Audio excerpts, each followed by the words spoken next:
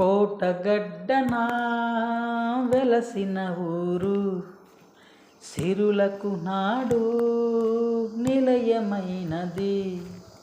ఏ రాజు పాలించెనో ఆనాడు ఈ కోటని. ఏ రాజు పాలించెనో ఆనాడు ఈ కోటని. పచ్చని పైరులే పండుతూ ఉన్నవి,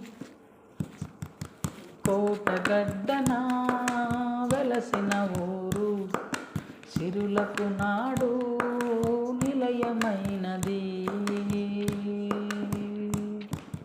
మంచితనముకు మారు పేరుల యువతరమునకు మార్గదర్శిల, వృద్ధులకైతే విశ్రాంతిని చేకూర్చే పర్ణశాలలా.